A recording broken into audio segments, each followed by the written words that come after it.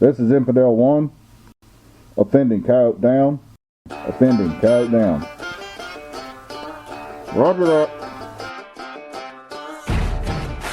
Welcome to Trapping Radio.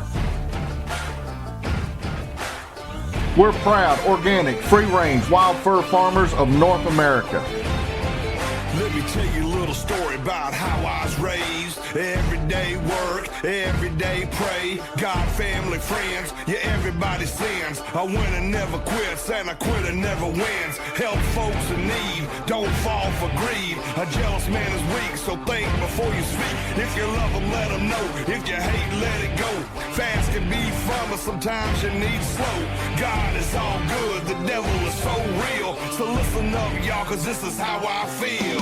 I won't back up, I don't back down. I've been raised up to stand my ground. Take my job, but not my guns. Tax my check till I ain't got none. Except for the good Lord up above. I answer to no one.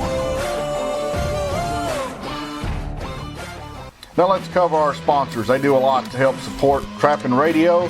So I'm asking you guys out there and gals to help support our sponsors as they keep Trapping Radio on the air. First sponsor is Okie Cable and Trap Supply. Jeb's the owner of this. He's out of Oklahoma. Super guy. You'll not meet anybody nicer. It's somebody you're going to want to deal with. You can reach him at oktrapsupply.com. You can give Jeb a call at 918-429-4648. Not only does he do trap supply, guys, he's a fur buyer, so if you're around the Oklahoma or surrounding states, give him a call with your fur. When you need stuff, give him a call and he'll get it out to you as soon as he can. Our second sponsor is F&T Fur Harvesters Trading Post. Everything you need for trapping, hunting with hounds, and predator calling. Guys, if you're into trapping fur, hunting fur, chasing fur with dogs, you're not going to be able to think of hardly anything that you can't get from F&T. You can reach them at fntpost.com. You can also give them a call at 989-727-8727. Whatever you want, F&T's got it. Wildlife Control Supplies. Proven solutions for wildlife control. Delivering value, expertise, and products to the wildlife individual. If you're in the ADC business, control business, even fur trapping, you need to look at these guys' website. Top-notch company, have everything you would want, even the odd stuff that ADC guys are looking for. You can reach them at wildlifecontrolsupplies.com. You can give them a call at 877-684-7262. International number is 860-844-0101. If you're a wildlife control professional, you need to have Wildlife Control Supplies as one of your favorites on your computer or your phone, because when you come across something that you need specialized equipment, Alan will get it right out to you. Now let's go trapping. See, I'm a flag-flying, Bible-toting son of a gun. Yeah, I'm hell on the heart, just a rebel on the run. Scared, don't know it. Fear, don't feel it. The truth is the light. Sometimes you gotta fight. Good beats bad, right beats wrong. I'm a barroom preacher, and this is my song. I'm climbing for the top, representing for the country. I'm the people's champ, right out to deer camp. Shotgun toter, Republican voter. Hank Jr. supporter, let's protect our border. To hell with anyone who don't believe in the USA, cause this is what I say. I won't back up, I don't back down. I've been raised up to stand my ground. Take my job, but not my guns. Tax my check till I ain't got. Welcome to Trapping Across America. This is your host, Clint Locklear. It's I think, don't quote me on this, but I think this is the week before Christmas. So ho, ho, ho. And hopefully Santa Claus fills you up full of all kind of little furry things in your socks over the fireplace. I hope y'all are having a good trapping season. Take some time, if you get so focused on your trapping this holiday, take some time to spend it with your family one way or another. Just trust me, it's worth it. And really enjoy this time of year, because before long, and it depends where you're living at, I guess, here in the South, we do start trapping earlier, but our season doesn't really kick off till about now. I mean, that's when stuff starts getting primer, and that's when our animals start moving better, and the temperatures start feeling more consistently like trapping. I mean, I've got some pictures I'm probably going to post on Facebook where I was putting out some mink cage trap sets, and my wife was with me, and I wasn't paying attention, and she was taking pictures. And I have to admit, it looks kind of goofy. I'm sitting there in shorts, in muck boots, setting mink traps.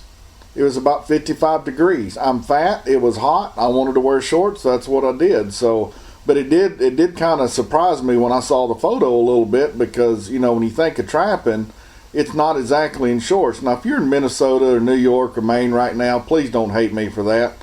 You know, it's just the difference of the worlds that we live in, and there's nothing really we can do about it. Now, before we get into the show tonight, I have been asked to make an announcement for the Idaho Trapping Association. They have a North American Fur Auction fur collection for January at the Napa sale, and there's some things on here. They have 3 different locations, or I guess it's 4. I'm reading this off their Facebook page. The Idaho Trapping Association will host 4 separate fur collection locations on December 13th. Because, I mean, I know Idaho is, you know, Alan Propes, every time he comes down here to film, he says, I live in the middle of nowhere. But Idaho, guys, is kind of really in the middle of nowhere. So if you're up there trapping, you got some of them good quality furs, make sure you get it to somewhere you can get top dollar.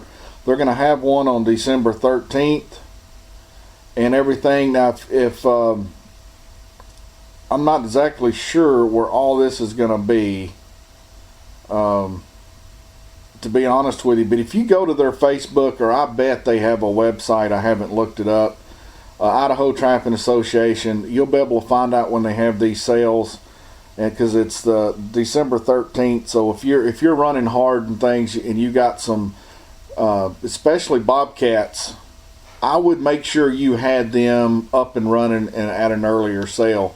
And the reason for that is, guys, Russia is our major buyer of bobcats. Hands down, no question, that's where most of it goes. Now, if you're watching regular news and not kind of going down the rabbit holes and stuff that I live down when I'm looking at the news and things like that, you may not realize this. Russia is not in some type of financial crisis. Russia is collapsing like it did after the Cold War. Rubles fell like 49%. You know, just in the last 3 or 4 days, people are trying to get out of the ruble. Government's losing control, stuff like that. As that happens, I don't know what that's going to mean to the cat prices or the cat sales, because I'm sure in a country like that, wealthy still wealthy, upper middle class is still upper middle class. They still want fur. I understand that totally, but it may cause some people to maybe be a little more cautious in their spending over there this year. So if you're in Idaho, or anywhere for that matter, this would not be the year, I don't think, to hold on to those bobcats for the end of the year hero picture. If it was me and I could find a buyer, I'd be getting rid of them weekly, just to see. And if the price does collapse on the bobcats, and it may not, I'm not saying it is because I don't know, but if all this causes people over there to be real cautious with their money, and it kind of slaps the bobcat prices around a little bit, if you're selling up to that point and you start seeing a major downturn in it, well, then you just store those cats so things kind of straighten up, and that way you're not losing money on your production or the value of those cats. You know, as to me, what I've learned over the years when it comes to selling fur, the more volatile the market, I like to sell as in over a series in a season, not so much just at one time. I don't try to hold stuff because you're taking too much of a risk on your work. So if everything's going good and steady and the prices are increasing, and countries aren't collapsing, and China's not in trouble, and all this stuff that seems like it's going on, yeah, hold that stuff, because a lot of times especially that, that February sale or that one right after that, the prices do spike and you can take advantage of it. But when things start kind of getting sideways a little bit, you're better off to take what you can get throughout the season and try to get your averages up a whole lot more and keep them that way than you are trying to hold and wait. Because there's certain years holding fur makes you money, and there's certain years selling fur makes you money. And I have a feeling like on the cats, this may be a year to sell as you go. That's just my personal opinion. You don't have to take it. I don't have any type of, pipeline to some big cat fur buyer somewhere or anything like that. That's just me sitting back and kind of looking and thinking maybe this is a year to sell as I go. So I just thought I'd throw that out there and do with it what you will. I mean, really. I mean, it's your cats, it's your fur, it's your production. So do with it what you will. Now, before we get into the meat of the show, which is going to be a lot about coyotes, I want to discuss something, and I'm not sure how to discuss this, really. And I'm kind of shocked, and I'm kind of bewildered, and I'm amazed that if people are in different stages in their life about understanding business and money and different things like that. And I said something last week that I got some emails about that I really didn't quite understand where they were coming from. And it kind of floored me in a way. Now, I've got this bait solution, which I still don't have on my store because I've been so busy doing orders and trying to get this mink stuff done and keeping up with the wholesale orders and stuff like that. It's still not on my site. I hope to goodness tonight or this weekend sometime I can get that up there on the Coon Whisperer, the bait solution. I went on a thing last week where I explained what it was, how much you could save if you were buying over commercial bait and different things like that. And there was some, I think it boils down to a lack of understanding what the true cost of something is, that some guys misunderstood what I was saying. Now, I also sell a bait solution for coyote bait. And there again, that's not on my store because I've been too busy, but you can get it at F&T. And basically what it is, it's kind of the same principle. It's just not exaggerated as much because I've got to worry about trying to preserve the meat for you.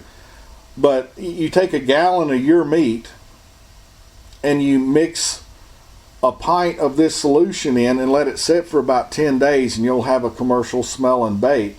Now, if you go to buy gator bait from me, you're talking $90, $100 for a gallon. Or for, I think that stuff's $19 a gallon, $19 a pint to make a gallon of bait. That's $19 worth of your own meat. And you can save that other $80 basically, or $70. That doesn't mean, guys, that if someone's selling commercial bait, that they're trying to rip you off in any way, or they're making some absorbent amount of profit on that. That when you look at stuff that way, you're looking at it from a greed point of view or scarcity, and it's going to get you. It's going to make you think things that just aren't true. And I'm going to point some of this stuff out to you. With the coon bait solution that I've got, Coon Whisperer, and you go buy a bag of fish pellets. There's 108 pints in a 40-pound bag, or at least there was in ours when I had Travis go through there. And the fish pellets are about 40 basically. No, that's not right. They're about 20 basically. The bait solution's 25. You can get enough bait solution in that pint to do that whole 108 pints.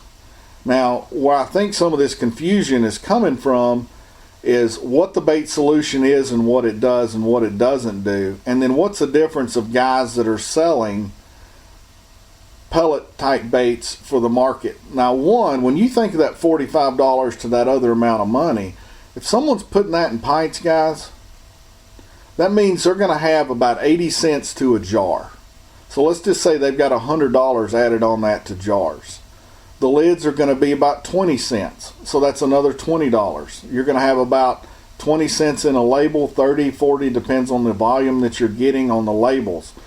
So you're stacking this money up on that. Now, guys that are selling bait solution or fish pellets for market, ready to go year round, that's already made, is drastically different than what I'm selling in the bait solution.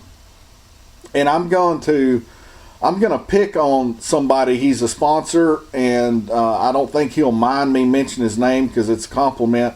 But I want to pick on somebody a little bit about the bait solution thing. So when you see different products coming out, don't automatically jump to the conclusion that someone's trying to get over on you one way or the other, because there's normally things involved that you don't think about.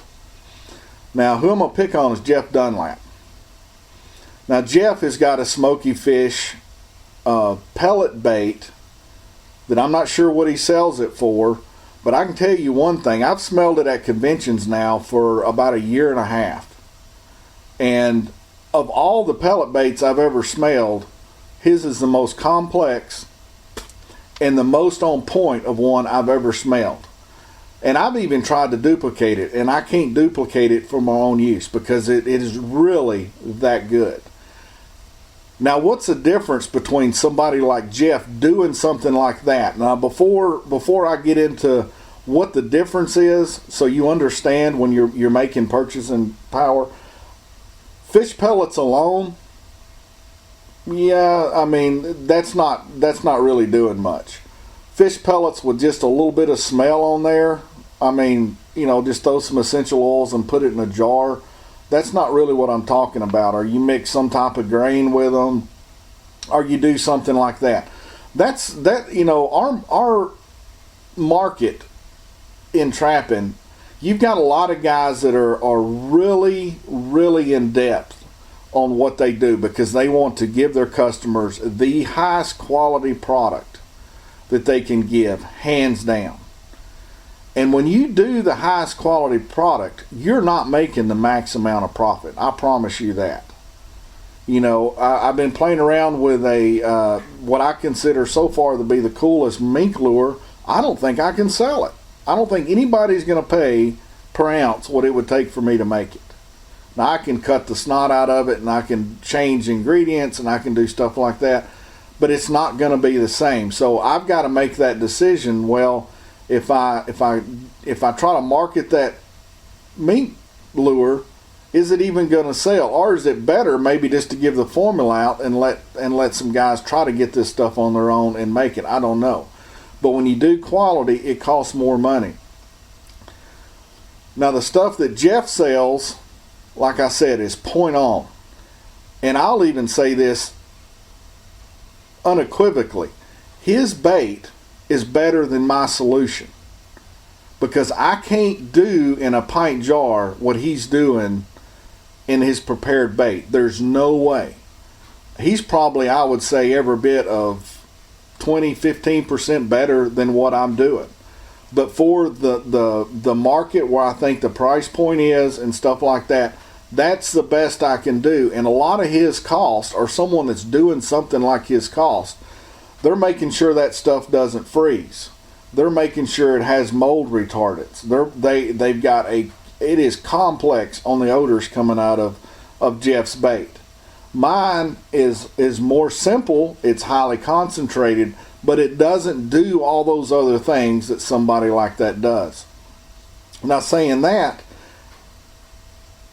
if somebody's out there and just putting honey or maple syrup or field grade molasses on top of fish pellets, it's questionable on whether they should be charging very much money for it, in my opinion, because it's more of it's a hack on being a bait maker, in my opinion. But when you look at the cost of doing 108 with the expenses and the shipping and everything to get that stuff to your place, when you count the bottles, the lids, the foam liners, the time, the antifreeze, the everything that's going to keep that thing from molding, which if you don't know what you're doing, fish pellets will mold pretty quick because there's a lot of flour in it. Your costs are going to be tremendously higher per pint because you're buying the pint. See, what the difference of what I'm doing is I'm selling a solution that you got to bottle yourself. If you want to label it, you're going to have to label it yourself. It is not going to not freeze, but it's not going to be wet enough to where it's going to be wet either. It's just I'm enhancing the smell for you where someone else is making a bait for you, and that's a lot bigger difference from what I'm doing. And some of the emails, it was kind of, well, you know, like I've been taken advantage of. You have not been taken advantage of, because what somebody like Jeff is doing, and I'm sure there's other ones out there, I just haven't smelled them. I mean, there's a lot of junk out there using fish pellets, and and I'm sure there's some other people that are doing some really good things with it. I just personally hadn't smelled it. Jeff's is really, really high quality. And I guarantee you the cost to Jeff, and I haven't asked him, but the cost to Jeff for doing that is tremendously higher than what I'm doing, because we've got two totally different products. Now, if he was just selling fish pellets, which some people do, which I'm amazed at, or they just throw some grain in there or put some molasses in there or some hokey thing like that, it'll catch coon, but it's not going to do what a really good DP bait should be doing. But I wanted to bring those things to the point because the dollar per dollar cost analysis between what I'm asking you to do when I just send you a bottle of my stuff and what somebody that puts together a serious bait that's ready to go that can store, because mine, if you mix it up and let it store for 2 or 3 months, it's going to fall apart. It's not designed for that. It's designed for you to mix it and go use it. So I don't have the cost involved to making sure it'll do all that type of stuff. But I just wanted to bring that to the point, because you have to understand you have value in many different ways when you're looking at buying something. And there's different costs that different people have on how they're doing it to make a judgment call on, is the value there worth it or not. Some of the pellet stuff that's on the market, I can tell you the value is not there. It's a joke.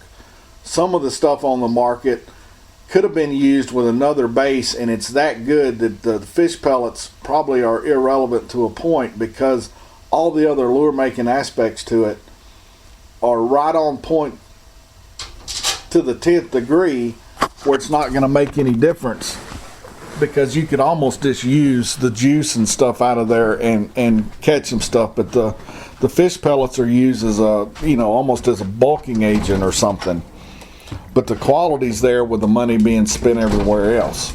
And I just want everybody, if you thought that when you heard that last week, you need to step back and think about the true cost of what different people are doing with different things. Now let's go ahead and get to, and I hope that makes sense to everybody, because it really bothered me, because I don't see other lure makers as competition. I really don't. You know, the pie, there's no size to the pie, so there's no need for us to, you know, be fighting over a slice of the pie or something like that. That's ridiculous. But at the same time, I just assumed that people understood when people do different things, they have different cost in it. Because what I'm giving you is kind of like a DIY type thing. He's giving you a commercially made product. And the value is very different that you've got to understand. A piece of plate metal that's cut out, that's say 7x7, it's got the value of maybe 40 cents. Now when Chip from Expand-A-Pan makes a bolt-on pan with that thing, the value changes drastically because of what he's done to do that. The value's there for what Chip's doing with Expand-A-Pan, but just to sell you a piece of that square piece of metal, it's not been plasma cut, not been built, not been put on the jigs to make it bolt up to a new trap. The value difference is very different there. It's kind of like the same base material, but the value's been added to charge more money, and that's kind of where I wanted you to understand where I was coming from. Alrighty, let's change gears a little bit and talk a little bit about trapping. We're going to talk about coyote trapping a little bit on some different aspects of it today that are just some pretty cool things, really. How do you use droppings when you're trapping? You know, there's all kind of different ways, and I'm never going to say that one is right or wrong. Everybody's got their own style. Everybody's got their own reasoning for doing what they're doing. There's three ways that I use them on a regular basis when it comes to coyotes that I think makes a difference. If you're doing something different, I'm not saying you're wrong. If you're doing something that's completely different, I'm sure you've got a reason for it. But just kind of think about what you're doing when you're using them, you know, because I know I don't use them as much as I used to. You know, when I first got back from Alaska, after church, me and Cindy would go out and we'd walk some of the timber country on the sandy roads, and we'd pick up droppings. I mean, that's what we did on Sunday afternoon. You know, I know that's kind of a strange thing to do, but I wanted all the droppings that I could get, and that's what we did kind of for entertainment. We didn't have any money, so we could walk. But I started using the droppings in different ways, and I found three ways that seemed to really help. Now, the first one, if I've got a road and there's coyote tracks that's going up and down it, you'll notice a lot of times, and you can watch your hunting dog do the same thing. He'll go from one side of that road to the other, and he'll do it consistently, whether what the temperature or the wind is doing. It's like a canine just has a better side of the road that looks better to him for whatever reason, and coyotes do the same thing. So you'll have certain sides of that road that they will go to. Now, there may be a trail coming on one that they're really not using that particular side. Now, we're only talking, you know, on a dirt road, pretty much the width of a car, a little bit more. So even if you set your set, you would still have it pretty much on location, you know. So this may be an over compensation of whatever. But I could see from the tracks when I was in sandy ground, and I've done this a lot in Texas, because it's always interesting to me to be able to watch what a coyote does in certain situations. So we've got a road, and the coyote tracks are not on the side that I want to put the set. And it could be a wind factor. It could be there's nothing but rock on the other side, or nothing but, you know, something like blackberries or honeysuckle that's just a pain in the butt to deal with. But that's where they're at, and I've always got my second reason for the location. It could be a trail, it could be a gap coming over a mountain somewhere, it could be in the bottom of a draw, it could be whatever. What I like to do with droppings is I use it as a way to stall a coyote. And by stalling a coyote, if their tracks are on the other side, and I've got the trail or whatever I'm using for my secondary reason for having my set there, I can take those droppings and I can set those in the middle of the road, and you'll watch what the coyotes do. And they'll be coming down that road, and before they ever work the set, they're gonna check out those droppings. A lot of times they'll pee on them. Sometimes they'll go to the bathroom themselves. Sometimes they'll kind of circle them, but they'll come up and they'll check them out. What I've done by setting those droppings in the road, even though it's 6-8 feet away from my set, I've got the coyote stopped. I've got him off his trot and off his hunting mentality, and he stopped.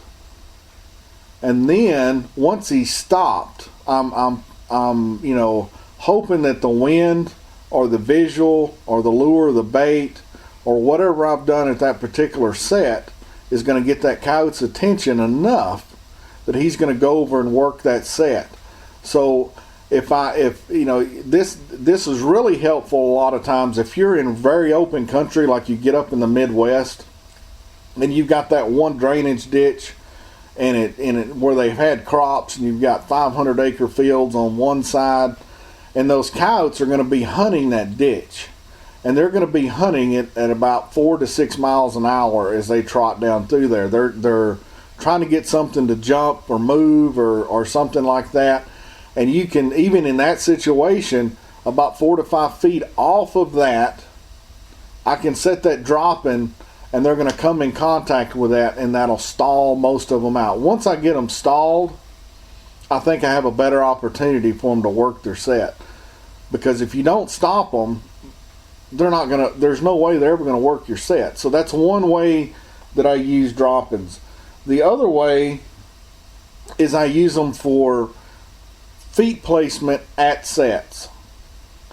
The first one that comes to mind that I use a lot when I'm doing mafia style sets, which is a blind set in a trail with 2 traps, the way that I learned it from O'Gorman. Instead of trying to put a stick or something like that in between the traps or a jump stick or whatever, I will use where those, if I'm using coil springs, which I like to use on the mafia sets, I set them where the cout's going between the jaws and the levers are almost touching. I'm talking, or a lot of times they are touching, but they're just not overlapping each other. And then I'll put a small stick right where those 2 levers come in the trail where it's choked down. I will blend those in, and I can take my little stick up and I can put my dropping right where that stick is at. So when the cout's coming down, he's going to step over the dropping because nothing wants to step on crap. And he's going to be into the next trap, whichever direction he's coming. That's kind of the mafia thing, no matter what he does, you got something he can't refuse kind of thing. And I use it that way. I also use it on my regular cout sets if I want to make sure that a cout stops, let's say a dirt hole, and I've got my trap 12, 14 inches back or wherever it is, wherever I think it needs to be on that particular set, I can set that dropping right in front of the jaws, and a lot of times the cout will step right up to it, which will be inside your jaws of your trap, and investigate the trap that way. It's kind of it's like a line in the sand or something. I'm not sure exactly why they just don't step over it, but they seem to stall out in front of that drop, and I'm sure they're smelling it. I personally do not like to add commercial urine to droppings. I think that can tip some couts off because, now you got a dropping that's got 45 different cout smells on it from 45 different couts, and I do think that a cout can definitely tell the difference on that. I don't want to use gland lure at a situation like that because I don't want him to be back off from it investigating the gland lure with that. So when I'm using it as a guide at the trap, or if I think that there's an open area that may give me problems, I can plunk down some droppings right there and keep him off of that right there. Now you don't want to circle up your set or something with droppings because it's going to be too unnatural. But if you had 3 approaches getting to your set and you could block 2 of them off with droppings and kind of put some dirt over, just a light sifting to make them aged right there, I don't think you're going to hurt anything. But using them to stop a cout on top of your trap, I like that a lot, and I use that a lot. The other way I like using droppings is actually in the set itself. The set itself is a very simple and fast set. It can work really good any time of the year, but it seems like it really pays off more later in the year when the couts are more worried about what cout is where and whose territory and who they belong to and different things like that. And it's such a fast set to put in if you choose your locations wisely with the ground conditions where you can blend a set in really quick. Like around here in the mountains, or if you're around somewhere that's got a lot of timber, you'll have a lot of areas, even in really rough ground with rocks and chert and red clay, because of the way the timber companies manage their land, there's a lot of erosion. And where that erosion filters out and slows down, you pretty much got sand. And you can put in, and you'll notice that couts like that soft dirt. And that's the type of places I really like using this dropping set, because I can go in, I can quickly put in a blended set very quickly, blend it in very easily, especially if I spread my blending out over 2 or 3 feet. And then about 10, 11 inches in front of that trap, up against the backing of something, I can put a big, nice, shiny dropping. And on top of that, I mean underneath that dropping, not on top of it, I can put some fresh coyote or cat or fox glands. Now, fresh glands, I think, in this particular set work a lot better than rotted down glands. Now, the ones that I make that are booty call for the coyotes and the cats, they're fresh. That means I take fresh glands and I don't let them rot down or taint. They smell like the animal, which is what a dropping actually smells like when it comes out through the glands of an animal. Now, there's a lot of guys that just the old-timey way of doing glands, and you're going to have to talk to whoever you buy your gland lures from to know, to make the decision if it's the right type of gland lure for this set, or you really care. Are they rotted down? Are they fresh? And a lure maker should not have a problem telling you one way or the other. I mean, it's not a secret. They're either fresh or they're not. They're rotted down. You know, is there anything in there that's more of a curiosity type thing? A lure maker shouldn't have any trouble telling you that, because a lot of gland lures, I don't use it in mine. I do use it in yoke dope, which is kind of a hyper gland lure, which does have some sexual stuff with there. But a lot of guys will make their fresh or their rotted gland lures, and they'll put ingredients that will get a sexual response from a coyote in that. But it changes, to me, it totally changes what a fresh gland is doing, and you may get a different reaction. Because if you put a dirt hole set in and then you put in a dropping set, you'll see that the coyotes will approach the dropping a whole lot less skittish than they do any other type of set, because it's extremely natural. It's just like walking over and seeing who was there. I mean, there's nothing there. There's no food involved. There's no crazy Tonquins or anything like that's going to set them off that this is totally strange. And they walk up to that set, and it's a lot more natural. And a lot of times they're just drive-buying them. You know, they'll just, and you'll have to watch when you're setting these things out on roads. If you're putting traps on them, if you're setting it on the edge of the road, this is kind of a down and dirty way to think of trap placement when you're just using droppings. The closer you are to the travel way, the more in line with the travel way the trap needs to be.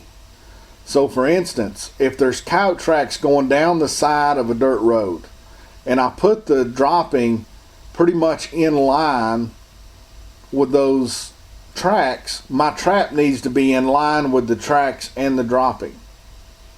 If I move it out in the road or off towards the grass a little bit more, I need to angle that trap a little bit, because what happens with a coyote is he's coming up to check them out.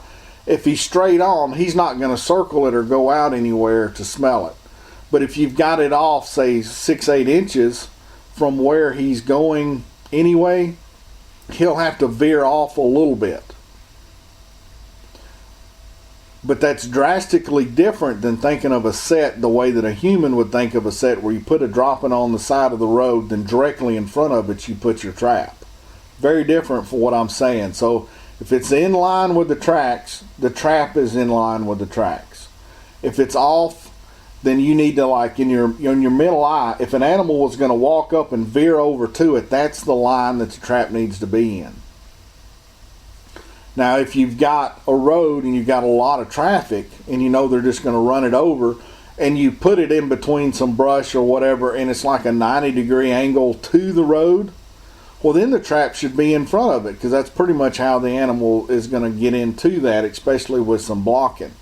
So you're going to have to play with that. And the best thing to do with that, and this is something you can do in the summer, you could take notes, you could do whatever, you can really get a grasp of this really quick, is take some droppings with nothing on them, go out to somewhere that you can see tracks, whether it be mud, sand, or snow, see where the coyote travel way is, and then in different places put your scat, and then just come back in a few days and you'll see what I'm talking about. The closer to the travel way, the more in line the trap's going to be. The more out of the travel way, the more of straight aheads you get. And once you kind of see it in 2 or 3 different ways, what I'm saying makes perfect sense to you, and then you can go rocking and rolling and not really think about it anymore. That's 3 different ways that I use droppings personally, and I'm sure there's all kind of different ways. You know, I've seen a lot of guys, and I'm not saying this is wrong, where they put them on top of rocks and stuff like that, or on top of a piece of wood with a flat set stuff. That's not natural, not for a coyote. And it stands out. Even a person that's not trapping is going to notice it, where they're probably not going to notice a dropping just on the side of the road, because it looks kind of man-made. And it looks like something that a person did, and when a person's doing something in nature, other people pay attention, and so do the coyotes. Now, that's just my personal opinion. If that's your set, and you kill a bunch of coyotes with it, rock on with it, man. Don't worry about what I'm saying, but that's just my personal opinion there. Okay, I'm starting to get this a lot. Well, not a lot. I'm getting about 3 emails a week about this particular question, so I thought that I would put this out here. You know, I've got a landowner that let me trap. He's got cattle on there. The cattle are screwing with my sets. They're popping them off. Everything like that is just a pain in the butt. Is there anything you can do? Well, you can go look up one of Matt Jones' videos, and he's got a set where he digs straight down and the trap is below ground level. And I've never done that, so I don't know if that works or not. If Matt says it works, I believe him. So I do think there's got to be something to that. And it's basically like a post hole set with your lure and bait underneath the trap. And if the coyote wants to get down to the bait, he's got to get his front feet off in your hole, and a cow's not going to want to step down in the hole. At least I think that's the theory behind it. And I have no doubt that will work. I definitely think it'll work for gray fox. Now, what I normally do is first I just try to, the first thing I want to do is make cattle uncomfortable working the set. And this could be as something as simple as, you know, you find some saplings that's really close to a location that gives you, you know, a couple of feet, kind of almost like a natural cubby with these saplings, and you can put the trap where you've got the small trees or whatever kind of guarding the trap. And the cows being big bodied and everything, they may not get in there and tear those trees up to actually smell it. They'll just kind of circle around it and sniff and pee and everything like that, but they may not actually get on your set. That seems to work very well. Another way that I've found that I can deal with cattle in a lot of areas. Now, some farms you're not going to have this option, but just kind of imagine with me, you've got a field and there's coyote tracks on a road that's running down the center of the field. Now, the farmer takes care of his road, and over the years it's kind of graded and there's a little bit of elevation on one side. So you've got the road, which is pretty much flat, and then you've got a little bit of elevation. I don't know about angles. I've run it pretty steep and still caught coyotes. I don't want it to be really gentle sloping because I don't think it does anything. But what I'm doing is I'm putting the trap in the middle of that slope. So if you've got a flat road and then it kind of banks up and then it goes back up to the field where the road's been cut out, if you set your set, especially a dirt hole or a flat set, in the middle of that rise, the cows that want to smell it from the road, their feet will be in the road and it's closer to their nose, and they can just lean over and smell it. So their feet don't have to get in, they don't get in there and tromp all over it like they would if it is on flat ground. Now, if a cow's on the upper side of this thing and he's smelling, the set is a lot farther away, and eventually he's going to figure it out to go down to the road and get a better smell. And most of the time, those sets, they'll still get popped off every now and then, but it's not like something that happens, you know, every other day or something. And they're very practical as long as you use them. Like if And a lot of times you'll be on farms and you find a spoil pile where they pushed up dirt or something like that. You can put that set where your trap's going to be, a couple of feet off of the level of the ground, and the cow's just not going to step up on that thing to smell your set. He'll just keep his feet on level ground, and they'll kind of pack up and do all that stuff that they're doing, but they're not going to screw your trap up. So setting them on the side of a bank, and coyotes have no trouble getting the groundhogs and badgers and squirrels and different animals like that aren't on the level. You don't have to have your trap on the level. That's a man-made concept right there. That has nothing to do with nature. So if you've got them on the side, you can still pick those animals up pretty easily. Now the third one I do in extreme situations, because it works 80% of the time, but cows can get ornery. There's a lot of stuff that we use in lures and baits that will get a cow's attention, and they're going to see if it's a food source. They're going to check it out. And when one goes over and checks it out, now all of them got to go check it out. And they get kind of a feeding frenzy going on. And if they ever pop one of your traps, now you've got like a whack-a-mole game with the cows. Now it's a fun thing for them to do because they're not going to catch themselves. But now they get this thing that pops out of the ground. And I swear to goodness, there's certain cows that they like that game. So if they see you putting in a set, you can watch them. They'll be off 100 yards. And they'll just be kind of looking at you, chewing some grass. And as soon as you drive off, look back. He heads right over where you're at. And he starts plunking that foot down till he fires that trap off. And you can almost see a little giddiness in him. As he's looking around after he fires it off. He's not being mean to you. He's just being a cow that's bored to death. And now there's a game to play. And I think that's what happens. But in extreme situations, and I've had to do this a lot with, on some of these deer ranches that I get, they have such a high population of deer that the deer can become an issue as far as firing your traps off. So we don't want to have fire traps. So I will find, and you got to get really creative with this. It could be a sapling next to a fence post, next to a stump. It could be just some trees. It could be a trail. It could be anything. But what I'm going to do is I'm going to find something with some structure that's close to a cow travel way. And I'm going to put my set as normal. And I'm going to use that structure, and I'm going to take baling wire, regular, everyday, cheap baling wire that you get at the co-op or Tractor Supply, and about 2.5 feet off the ground, I'm going to run that around the outside of that structure, and I'm going to fence in my trap. But it's going to be below the level of a cow's head. And then I'm going to go up above that about 8-10 inches, and I'm going to run a separate strand if it's for cows. Now deer, you only have to run one. But if it's for cows, you want to run 2. Because they're a lot bigger animal, and they're going to push on that wire. Most cows, when they see wire hanging in midair like that, they think of electric fence. And a lot of them won't mess with it. But a lot of them will, and they're curious about why there's a hole there and what's this funky smell coming out of it. So they'll get up, and if you can kind of use some trees or brush or whatever to give that illusion of an electric fence, and you keep it above the head of a coyote, it's not going to freak the coyote out.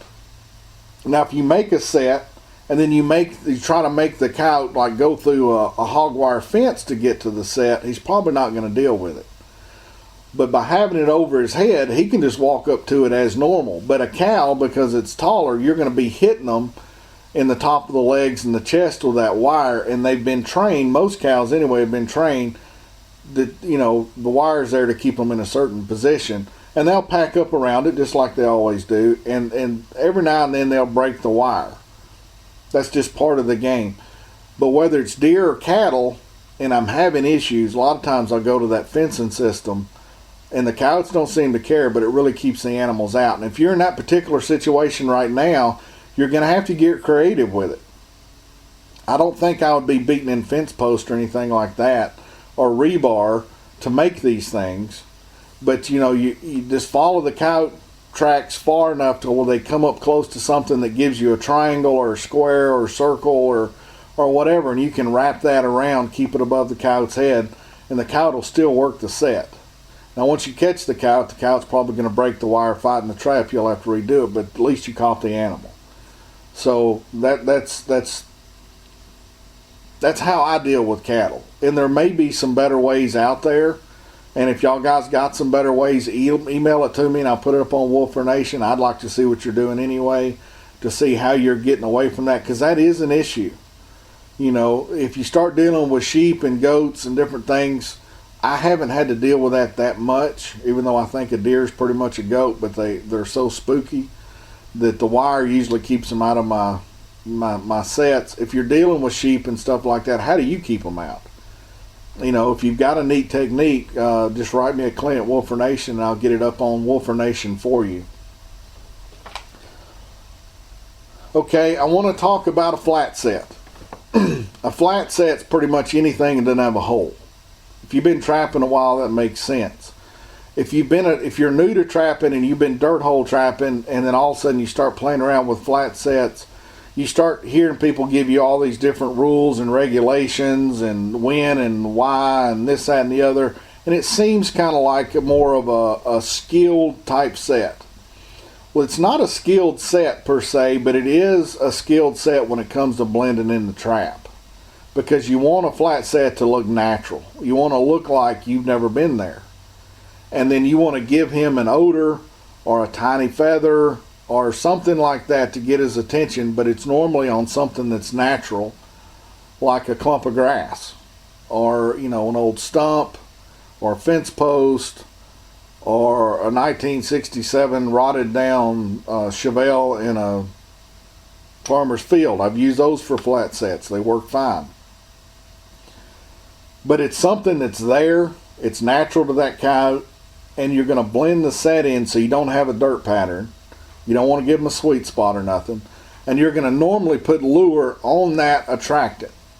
And the only really rules that you want to have with that is you want to have it somewhere between ground level and where it's not above about 12 inches. Because a lot of studies have showed once you get that over 12 inches, a lot of coyotes will refuse it. So somewhere between 12 inches and ground level, you're wanting to put lure. Now, a lot of, especially newer trappers, are not going to know who I'm talking about. George Good was from Montana. I first heard of George Good from Craig O'Gorman when I was out there. And the cool thing about taking instruction from Craig is you only not took instruction from Craig, you took instruction from everybody that he took instruction from. So when he would show a flat set, he would show you how so-and-so would do it and so-and-so would do it, and George Good would do it, and how he does it, and how Vernon Dorn does it, and you would learn all of these really cool old wolfers that's not in the mainstream. They don't have websites. Most of them are no longer with us. How they were catching so many coyotes. And he would kind of walk you through the evolution of what each one of them did and why. And then you'd have to kind of take that out and pick it. Now, one of the guys that I could tell he really looked up to that apparently was probably the master at flat sets was George Good. He was an old cowboy that did a lot of government trapping, but he could waylay coyotes with a flat set. And George Good he had a theory when it come to flat sets that was keep it natural, make sure your trap is blended, but what made his stand out from a lot of different things that I've seen a lot of different, including me, a lot of times when I'm doing flat sets, is he had a theory on his grass clump that he would put like a curiosity lure, a little dab on say the far right side, a little bit of bait in the middle, and a little bit of gland lure on the left side. And those could be all mixed up. Or it could be a couple of different baits in a gland lure, or a couple of different call lure, gland lure, and a long distance call lure. But what he was doing is it looked like, from what I understood from Craig, is he would pick these grass clumps that were probably anywhere from 14 inches wide to no narrower than probably 6 or 7. And they'd always be right on the travel way of the coyote, or one of his favorite places where they would be going to tanks out in the desert. And he would set up several of these around a tank, off normally, 100 yards, 150 yards away from that tank, but get them where they're coming to it before they get out in the open, before they start acting a little skittish. But by having a distance of 3 or 4 inches between those lures and having different lures at different sets, George Good thought that's the reason he did so good at his flat sets. So when a coyote would come up, and if he wasn't hungry, the bait didn't mean a lot, but maybe he wants to see if it's more of a older coyote, who the other coyote is because of the gland smell. Or if it's a younger coyote and he comes up and he's more intrigued by strange odors, what's in the call lure, or the coyote lure as we'd call it today, because it's got different ingredients and stuff in there. And if one was bone hungry, he'd want to get at the bait that would also be smeared in that clump, but they would be spread out with 2 or 3 inches in between them. And he thought a lot of times, because the coyote would circle these things, that it would cause them to circle it more to really get their curiosity fixed. So instead of having one lure, or just urine, or just a gland lure, or just a bait on a grass clumping with a trap in front of it, by having 3, he may come up behind it, and then to get to one smell, he's going to reach over, but to get his nose really close to the other cell, he's going to have to walk around to the front a little bit, or he's going to have to go back behind it and come in on the side, then on the trail, and it gave him so much more foot traffic. And I've done a whole lot of these type George Good flat sets. Amazing when you do this. The issue, especially with a newer trapper by doing this, is most of the time you're starting out and you don't have enough lures, because what George Good was doing is he would go to a tank in the middle of the Montana desert or Wyoming, and then he would set out 8 or 10 of these things, like I said, 150 yards away from his tank. Well, he didn't want to have 4 lures or 5 lures and he just mixed them up all throughout that thing. He would use all these different lures. And, he was a lure maker, and he played a lot with M44s and stuff like that. So he was mixing the M44 lures up with that. And he was buying different lures and different things. But if you don't have the collection of lures to be able to pull that off on that type of scale, sometimes that can be an issue. And as a new trapper, you get in the habit of, let's say, you find out that bait A does really well in your area, and gland lure B does really good in your area, and lure C does really good in your area. You want to use those over and over and over again because you have confidence in them. Well, if you're on a 300-acre farm and you put out 20 sets and they've all got the same smells on there, it doesn't take coyotes very long to realize that something's up. But if you've got 3 or 4 different baits and 3 or 4 different gland lures, some with sexual enhancements in there and territorial enhancements in there, and then you've got different regular lures like Boss Dog and GH2 and Plenty Coyotes and different things like that, whatever it is, and you can mix those up over a trap line with a system like George Good, where he's using these 3 different smells at a flat set, you're probably amazed what you catch.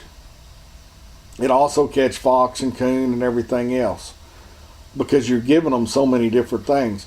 And it's such a natural set, and none of these 2 sets will ever look alike. That's one thing about flat sets, which I think helps a lot with the coyotes, is if you do a dirt hole, and you've got 1 or 2 dirt holes you do like a Leggett's dirt hole, and you do a Charlie Robbins dirt hole, and you repeat that over and over again. Well, the coyotes are not always going to be interested in every set you've got every night, even if they come across them. But then they go 500 yards down the road and it's the same thing. Then they go 500 yards down the road and it's the same thing. Well, it's got the same odor, it's got the same look, and then the coyote smelling you being there. It's feeling the pressure during the day as it's laying up because there's someone beating stakes in and stuff like that.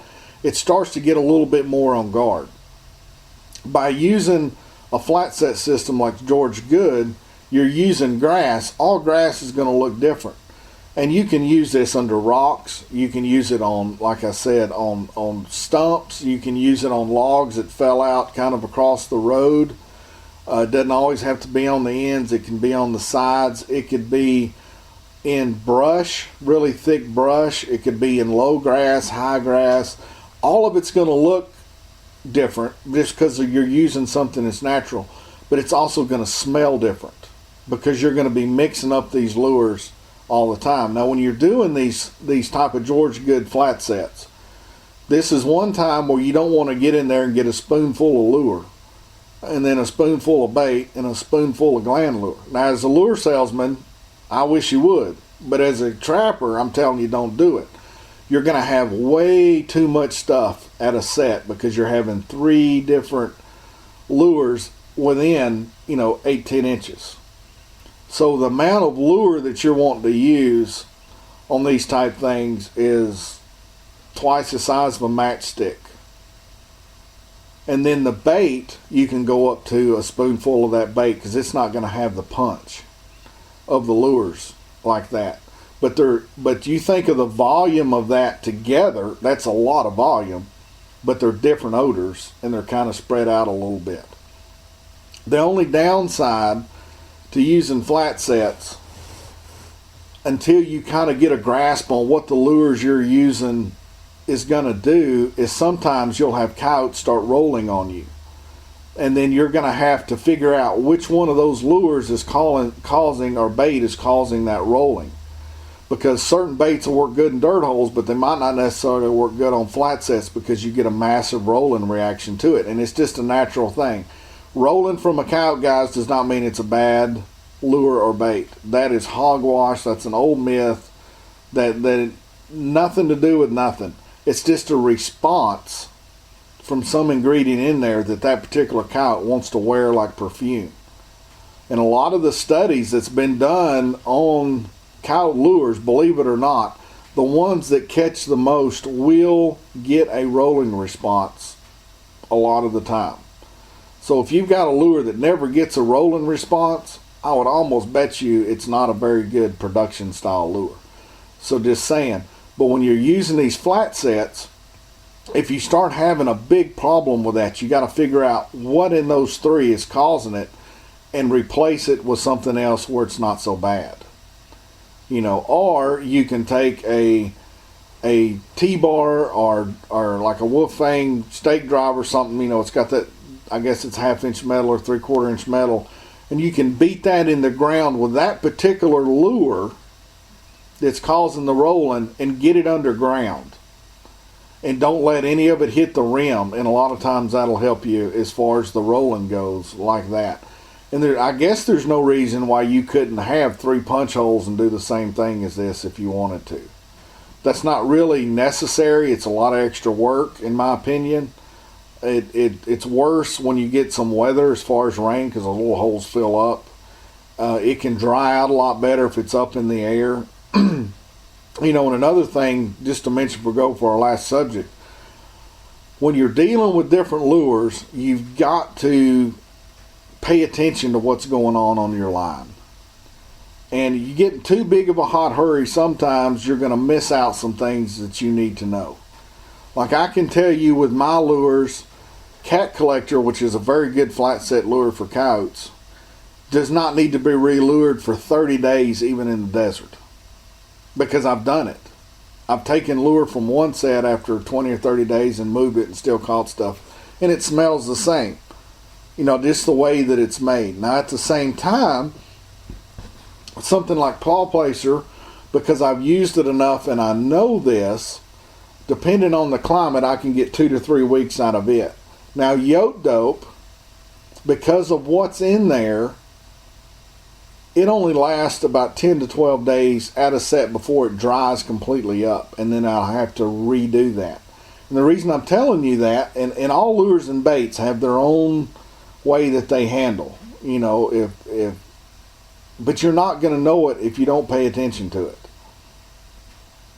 So if you're running these flat sets and you've got them out in the open, a lot of the the lure that's on the market by guys that really are just kind of getting started, even if they got a big name behind them.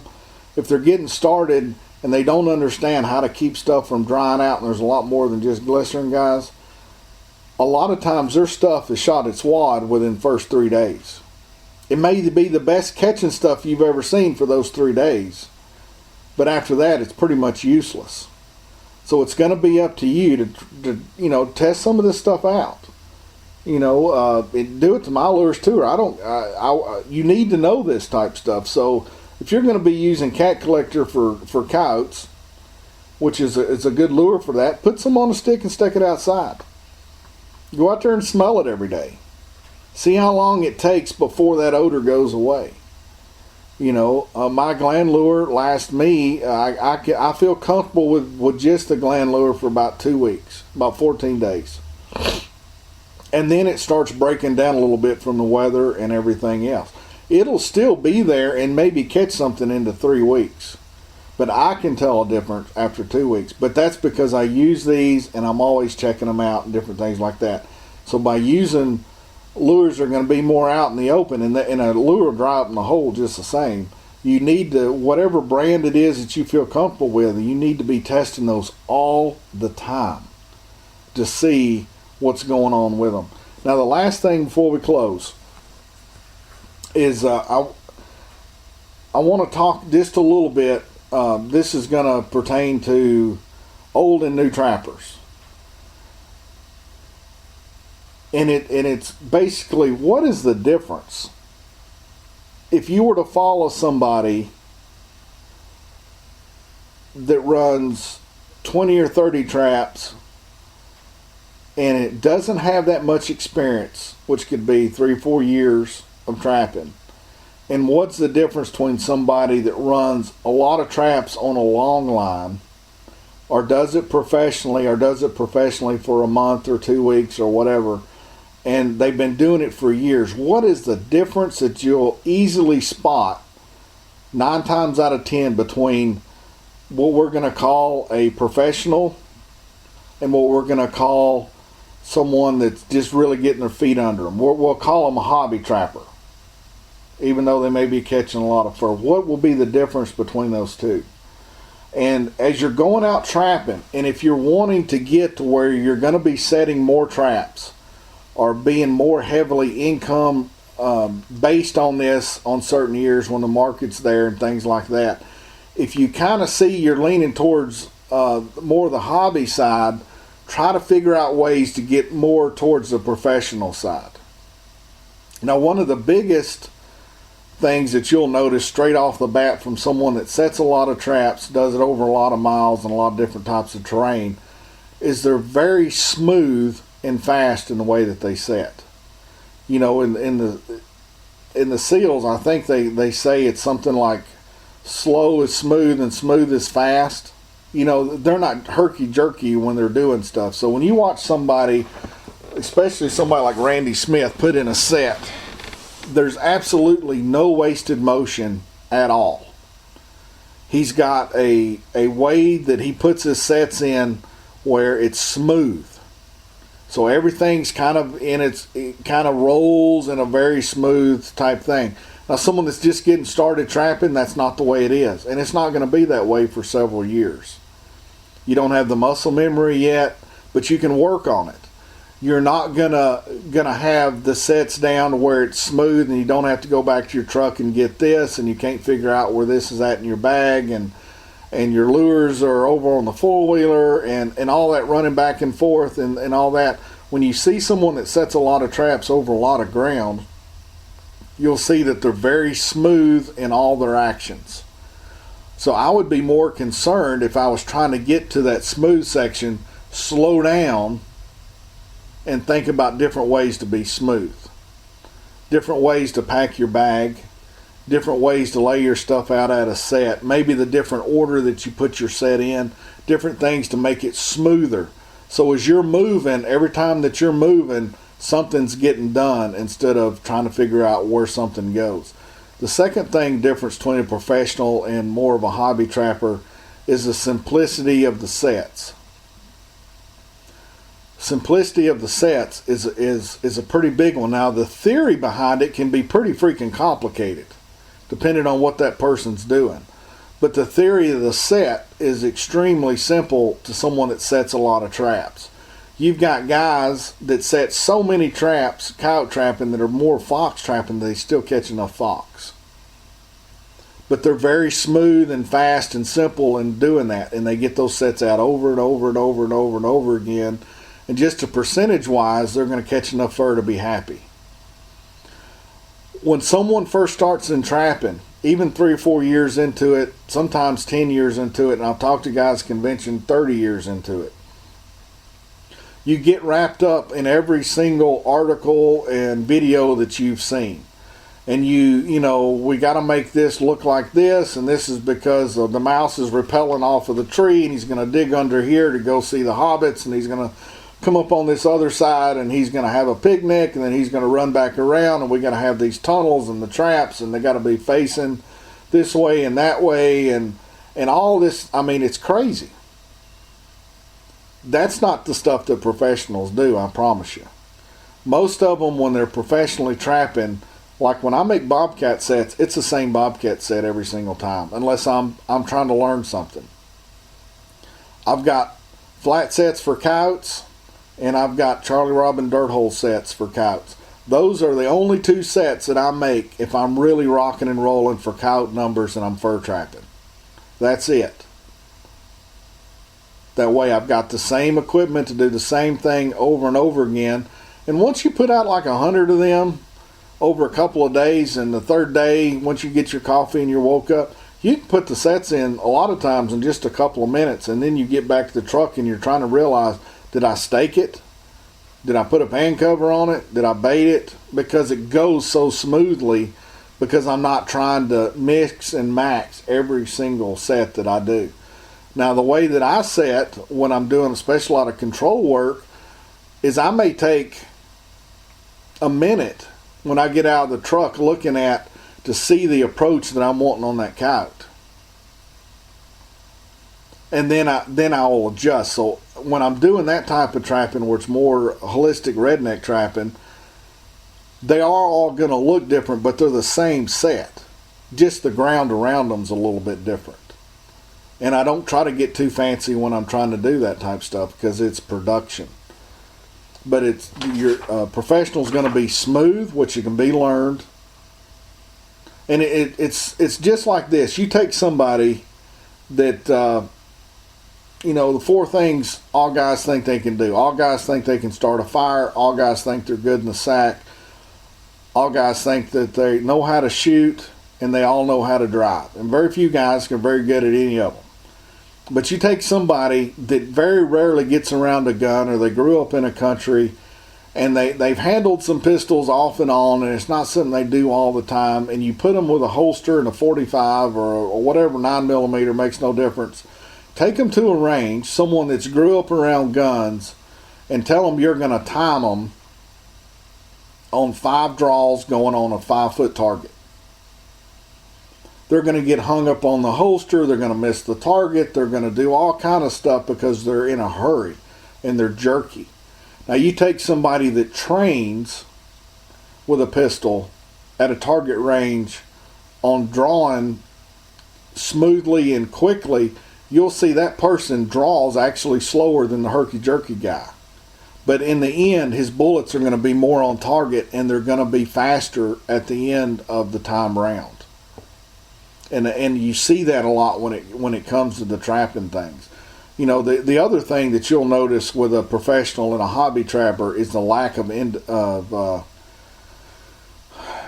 it's kind of like indecision from a hobby trapper when he comes up. You know, he sees a road crossing and he walks back and forth across the roads, and he's trying to figure out, the absolutely best thing, and he's looking at this grass clump and that grass clump, and that's elevated and this is not elevated, and that dirt may not be easy to dig, and there's rocks over here, and he's walking back and forth. A lot of indecision. What you'll notice with someone that traps a lot is they don't have a lot of indecision. If you ride up with anybody, and I don't care who it is that's trapped for a long time, When they they stop the truck or the four-wheeler and they get out of that truck or four-wheeler, within 10 seconds, they let the ground tell them where the set's supposed to be. Their brain has done it enough where they're already thinking of coyote travelways, or they're picking up on coyote scat or tracks in the wind. All that's happening in just a few seconds. And they normally go with their gut on the first place that stands out to them. And they don't do a lot of waffling and walking back and forth, really looking things over and stuff like that. It's more they follow their gut. In a hobby trapper that's been trapping for a couple of years, most of the time his gut's screaming at him to put the trap there. But then he uses the logical part of his brain and he starts questioning his gut. And then before it's over with, he's like a spastic person trying to figure out which belt to get, because they're a little bit different shades and stuff like that. It's kind of tormenting the trapper through the trapper. But someone that does it all the time, there's not a lot of indecision. Now, when you're first starting trapping, there will be some indecision. There's no way to get around that, because you really don't know. But once you get some experience in you and you come up, listen to your gut. Because your brain is the most complicated computer that there is on the earth. And after you've been trapping for a little while, your brain picks on stuff that you can't even put into words yet. And when you pull up and you see this, whether it be this certain type of grass clump, or that little bitty knoll, or this trail and there's a log sitting right out in front of it, and you go, that's a place for the spot. Go put the trap there. Just go put the trap there. Watch what's happened. Your instincts, once you kind of sharpen them just a little bit, are pretty amazing. Now the last thing, that this takes a little more patience and a little more time, and you got to be willing to back off your speed a little bit at the beginning, is a hobby trapper, most of the time their sets can be seen from a helicopter. They're that unnatural. I mean, when I'm out in different places with competition, most of the time at 20 miles an hour in a truck or a four-wheeler, I can spot somebody's dirt hole and it stands out like a neon sign over it.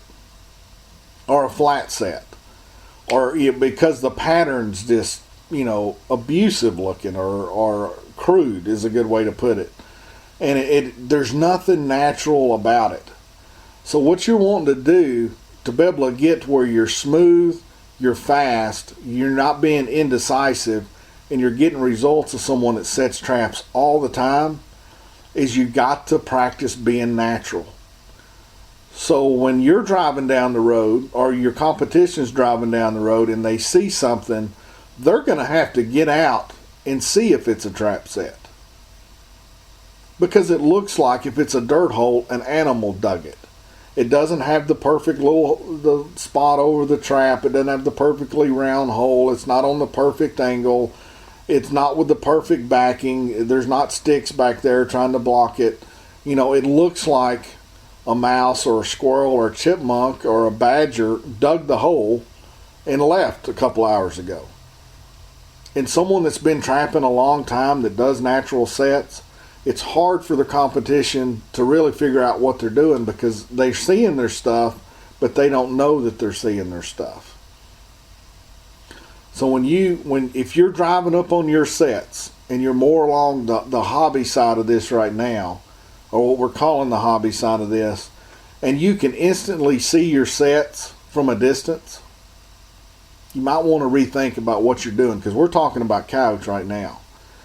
If they're standing out that much to a human that does not live in the woods 24 hours a day, and we're guests in the woods when we go out there, and it's looking unnatural to us, what do you think that's looking like to an animal? I'm not saying they will never catch, but you will never catch the amount that you should if you're using natural sets. So if you're on the hobby side of this, don't take offense to me saying that, or you're, whatever. If if you find that you're being indecisive at sets and your sets are unnatural and you're running back and forth to the truck and stuff like that, work on those issues so when you get out of the truck it's like one smooth thing. Because if you go trapping with me, I'm not sitting there jerking around and like my hair's on fire or my feet's in an ant bed and I got to get out there immediately. But my sets go in really quick because it's smooth, and it's just way more productive towards the end of the day. Because when you're trying to be too fast and you don't have the smoothness with it, it actually takes you longer to put in the sets. And a lot of times towards the end, you're taking too much time, then you get sloppy, and then that's where the unnatural part of the sets come in. And when we're talking about coyotes, you've got to have them natural. And if you're just running a few traps, I guess it doesn't matter. But to me, it's always one of these things in trapping. I'm trying to get just a little bit better, and I'm trying to get just a little bit better, and different things like that, to where it can speed up and flow better. So when I'm out in the woods and I'm doing my thing, it just seems to be more right with the world. And then at the end of the day, I'll have out more traps than I would the other way. So hopefully all that's not too confusing. It's just something I was thinking about, because I see some of these pictures on Facebook, and a lot of them are brand new trappers, and my sets look the same way when I first started trapping. And I mean, they jump out at you, like you've got the little dancing girl with lights on that you see on the back of the 18-wheelers, on the mud flaps. I mean, they stand out just like that. There's nothing in nature that has ever looked like that. And that's something you need to stay away from, or figure out a way to get away from. So guys, we're going to go ahead and close the show. I hope y'all are having an awesome trapping season. I hope y'all have an awesome Christmas. And I hope your truck's full of fur and your stockings on the fireplace are full of manly stuff. And I'll talk to y'all later. Bye.